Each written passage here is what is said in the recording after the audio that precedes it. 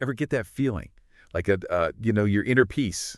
It's kind of constantly under attack. Oh, yeah. Someone says something thoughtlessly, or you see some gloomy headline, and boom, your whole mood just tanks. It really is. It's like we're all so vulnerable to the stuff happening around us. It is. And that's exactly what got me thinking about this French text we're diving into today. Mm.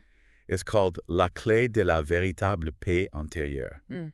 which translates to the key to true inner peace. Catchy title. It is. Yeah. And it really makes you rethink this whole idea of where peace actually comes from. You know? Does, yeah, it really challenges a lot of our assumptions about it. Right. So our goal today is to understand what this text is really saying about how we find true freedom and lasting peace. Okay. And the big takeaway for me is this. True peace isn't about controlling all the chaos out there in the world. Mm-hmm. It's about mastering what's happening inside of us. Interesting. So we're looking in the wrong place, huh? Well, that's what this text argues. Yeah. Yeah. It basically says that most of us are playing the wrong game entirely when it comes to finding peace. So let's talk about that. What does it mean to be playing the wrong game? Well, you know how much energy we all spend trying to get our external circumstances just right. Oh, yeah, totally. Like our jobs, relationships, even our stuff, all that. Yeah.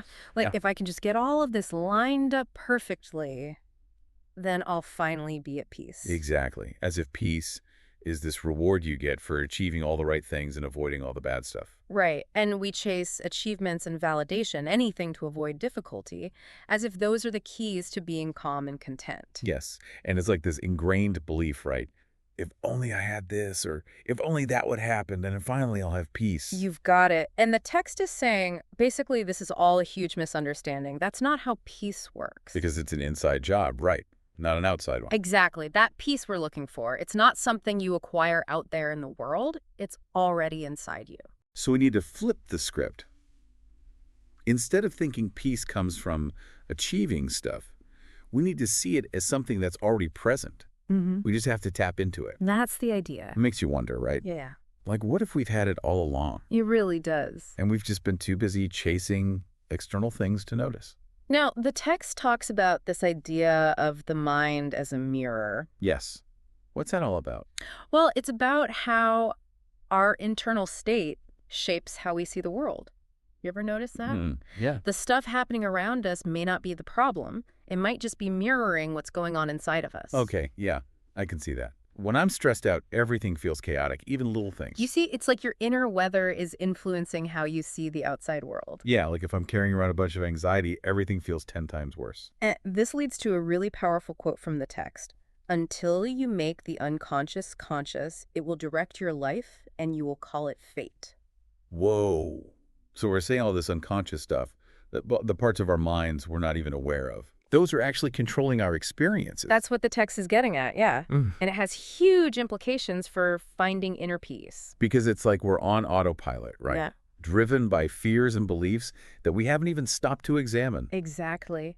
And the text goes on to talk about this idea of baggage. Ooh, baggage. Like we're all hauling around suitcases full of, what, insecurities? Yeah. The fears, automatic responses, insecurities that we've picked up from our past experiences. Our childhoods, bad relationships, all that. Exactly.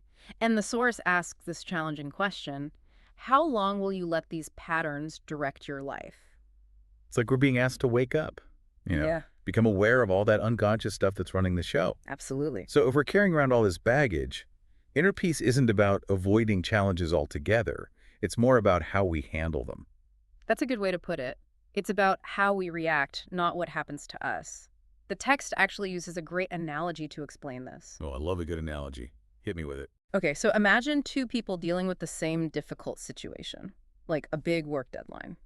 Okay. One person might totally freak out, feel completely overwhelmed, but the other person might cope just fine, even find a way to learn from the experience. So it's not the situation itself. It's how each person interprets it. Exactly. That's the key. Their internal response, not the external event. Right. It's about perspective, Yeah. the lens we use to view our experiences. And the text talks about the river analogy, right? The mind as a river. Yes. Do you want to explain that one? Sure. Okay, so picture your mind like a river, constantly flowing with thoughts and emotions. The text says if you try to dam it up, try to stop the flow, you're going to end up exhausted and frustrated. Makes sense. Instead, the text suggests you learn to observe the river from the bank. Don't jump in and get swept away by the current. You're not the water, you're the observer. That's such a powerful image. It's about detachment, witnessing your internal landscape without being consumed by it, you No, know? that's the key. And it's really about being present, too. Yes. This whole idea of being in the now, not stuck in the past or worried about the future. Right. The text reminds us that the mind can trick us, dragging up old memories, doubts, pulling us out of the present moment. It can be a real saboteur sometimes. Our minds, I mean. It can. But if we can understand how it works, we can start to free ourselves. Gain that inner freedom. I like that. And the text actually borrows some wisdom from the Stoics here. Ah, yes.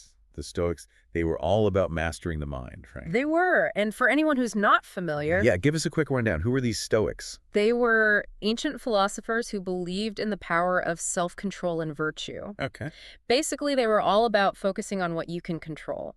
And what they really understood was that our emotions are not actually caused by external events. Interesting. They are caused by our judgments about those events. Like, it's not the traffic jam that makes you angry, it's your thoughts about being stuck in traffic. So it's our reaction to the situation, not the situation itself. Exactly. And this ties into what the source was saying about how peace is a discipline, right? It's not something that just happens. It's an ongoing practice. You have to work at it. And the text mentions another obstacle to finding peace: attachment to our identity. Oh, yes. We get so wrapped up in our stories. Right. Like, I'm the person who always gets hurt, or I'm a failure because of this one thing. All those labels we give ourselves. Exactly. We cling to those identities even when they're not serving us. So we need to be willing to let go of that old version of ourselves. Yeah, that's the key. And that can be scary, but it's necessary for growth. It's like we're shedding an old skin, right? Yeah, To reveal something new underneath. that's a great way to put it. And the text goes on to explain why we resist letting go of those identities in the first place. So why do we cling so tightly? Well, because at the root of it all, according to the source, is this: resistance to reality. We don't like how things are. Right. So many of us are at war with life as it is. Like we're constantly fighting against the current instead of learning to swim with it. Exactly. And all that fighting, all that resistance, that's what causes suffering. So how do we stop resisting? How do we learn to accept things as they are? Well, the text makes a distinction between resistance and taking positive action. Okay. Explain that. So resistance is the inner struggle against what is. Like, let's say you're stuck in traffic again. Us. Yeah, been there. Resistance is getting all worked up, feeling angry and frustrated that you're not moving. Okay, I definitely do that. But taking positive action is about starting from a place of acceptance. So I'd first accept that I'm stuck in traffic. Yep. You acknowledge the situation as it is, and then you can choose how to respond. Okay, yeah. Like maybe I use the time to listen to a podcast or catch up on calls. Exactly. You're focusing on what you can control, not what you can't. It's about self-mastery, not trying to control external events. That's a big difference. And this leads to the text's big idea about trust. Okay, trust in what? Trust in our ability to adapt. Because real peace doesn't come from controlling everything in our lives. That's impossible. It comes from trusting that we can handle whatever life throws at us. Exactly. We are way more resilient than we give ourselves credit for. And recognizing that, trusting in our inner strength, that's the key to lasting inner peace. I love that. The text poses a really interesting question. It reframes this whole search for peace. Oh, what is it? It asks, the question that you must ask yourself is not how to find peace, but are you ready to stop resisting life and live in harmony with it? That's powerful. It really changes the focus. It's not about finding a thing. It's about being willing to change our relationship with life itself. It is. And it brings us back to that core message, right? The peace we're looking for. It's been inside us all along. We just have to clear away the obstacles. Exactly. The resistance, the controlling, the clinging to old identities, all of that. It's not a destination. It's an ongoing process. It is. And the text leaves us with a powerful question to ponder. Oh, hit us with it. What's the question? It asks, and now, are you going to continue to let the noise of the world dictate your inner state? Or are you going to take back control of your mind and your destiny? Whoa, that really makes you think. This deep dive into la clé de la véritable paix intérieure has really given us a different way of thinking about peace. And it's empowering to realize we already have the power to find it. It is empowering. It makes you want to shift your focus, right? Stop trying so hard to control the external world and start doing the inner work. Absolutely. A lot to think about. It really is. And one last thought from the text to leave you with. True inner peace isn't something you achieve and then you're done. It's a daily practice, something you have to cultivate day after day after day. It's a journey, not a destination.